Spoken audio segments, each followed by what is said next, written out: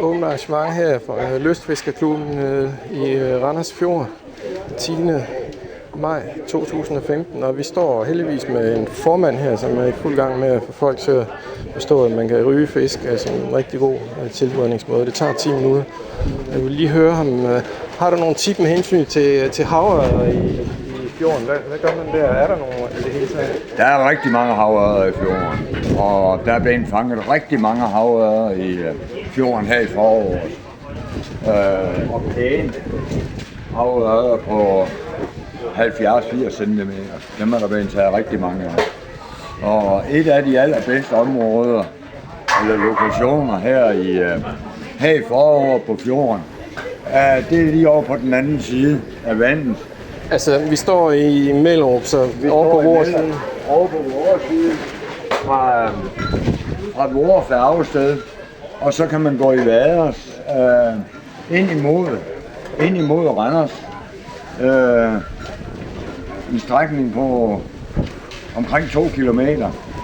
Der er der blevet taget så uhyggeligt mange havørreder her i foråret. Men det vil sige, at bunden er ikke for blød til, at man kan gå i Vaders? Nej, man kan sagtens gå der i Vaders.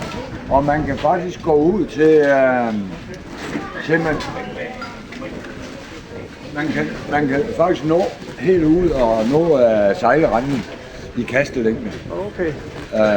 Det er så ikke en fidus, fordi havørreden skal fortrinsvis fanges på en dybde, der er fra 1 meter til 1,5 meter vand.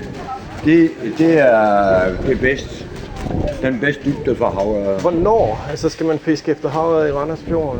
Jamen altså her om foråret er det rigtig godt, og så kommer der så en periode med varmt vejr. Det håber vi at det bliver i juni, juli, august måned.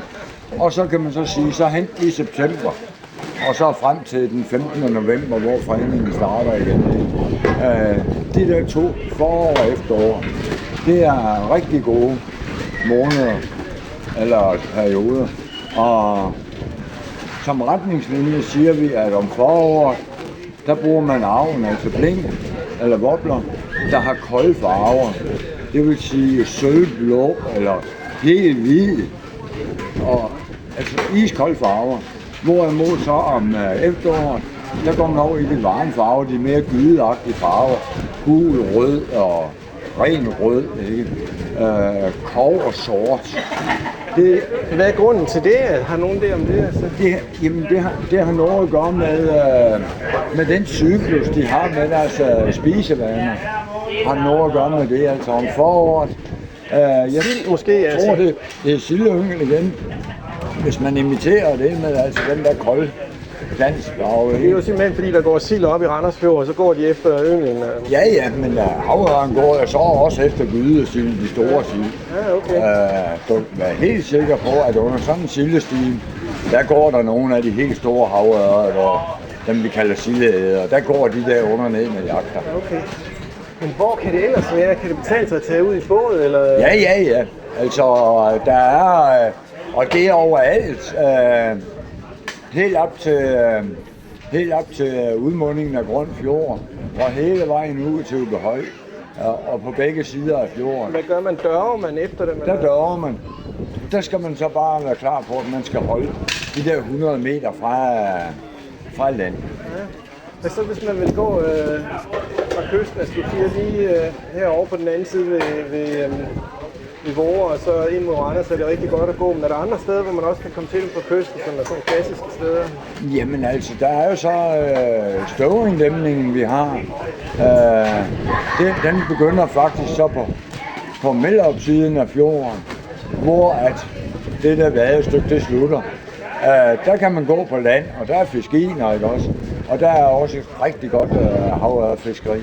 Og det er der også flere steder, sådan, hvor man kan komme ned.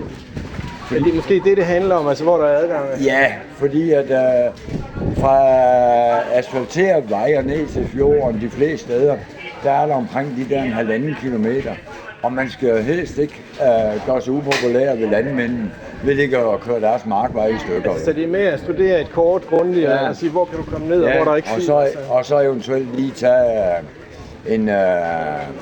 en aftale med lodsejeren om, må jeg have lov at køre derned og fiske, ikke? Hvad mere kan vi sige om havre, udover at der er mange af dem, og det er et godt sted at fange havre i fjorden? Altså, hvad grej? Altså, der er jo mange, der fisker med flue. Det der er mange, der fisker med flue, og det er også godt, og det kan du sagtens gå vadefisk med flue. Det duer ikke fra båden. Jo, det kan man godt, men altså, det er ikke brugt. Og, hvad foretrækker du selv? Jamen, jeg foretrækker selv Lækkebørge. Og der er også nede i Skalstrupbugten kan man også vadefisk, og det kan man også ude ved Stenrev. Der er også rigtig godt vadefiskeri. Der er uden for Ubehøj, langs med Pollen, der faktisk fra Ubehøjfærgen, og så helt ud til havs. På sydsiden er der en rigtig god vadestrækning der.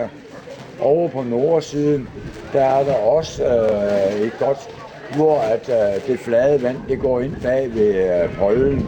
Der er en gammel strømrende der, som opfisker rigtig godt, i særdeleshed for år. Det er måske en fordel at melde sig ind i jeres forening, altså for at få de der tip. Nu kan jeg ikke huske, hvad hedder foreningen lige præcis? Altså vores forening, den hedder Smith Lystfiskerforening afdeling.